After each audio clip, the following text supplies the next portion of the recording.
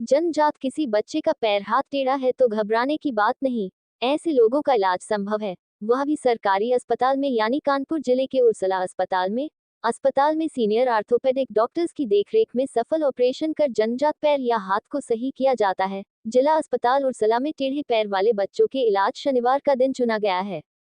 Orthopaedic के senior surgeon doctor Rajesh Bajpai ने बताया कि कानपुर जिले में एक यही ऐसा सेंटर है जहां पर इस तरह के बच्चों का निःशुल्क इलाज किया जाता है।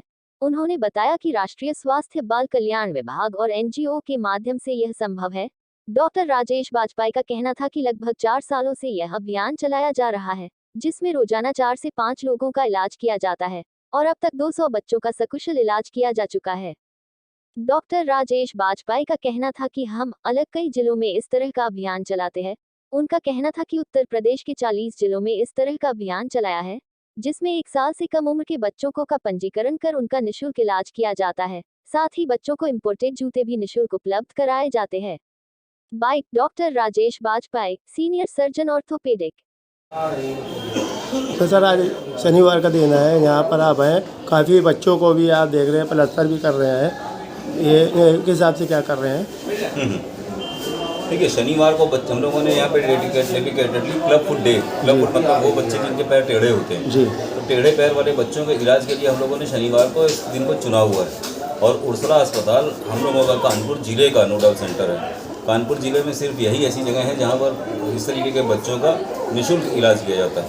और निःशुल्क इलाज यहाँ पे उर्सला अस्पताल, राष्ट्रीय स्वास्थ्य बाल कल्याण विभाग और एक एनजीओ हम लोग के साथ जुड़ी हुई है, अनुष्का फाउंडेशन, वो तीनों मिलकर इसका पूरा खर्चा वहन करते हैं। तो वो प्लास्टर जो बाहर 2,500-3 हज़ार रुपये में पर प्लास्टर होता है, वो यहाँ फ्री ऑफ कॉस्ट होता है, जिसमें सामान भी सरकार की तरफ से उपलब्ध होता है। इसमें लगभग सर आज कितने बच्चे आपने कर दिया होगा प्लास्टर?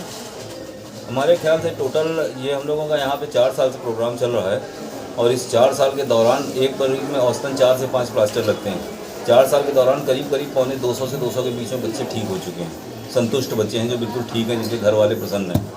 ठीक, और एक और जानकारी की बात बताएं, हम इस पूरे उसका क्लब फुट जैसे हम लोग अलग अलग कई जिलों में चलाते हैं और पूरे नॉर्थ इंडिया का मास्टर ट्रेनर हम ही हैं इस समय।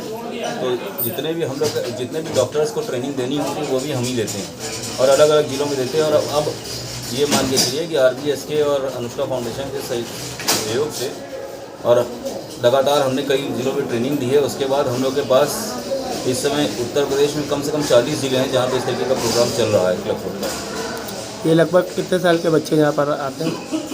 हम लोग जनरली 1 साल से कम उम्र के बच्चों को रजिस्टर करते हैं।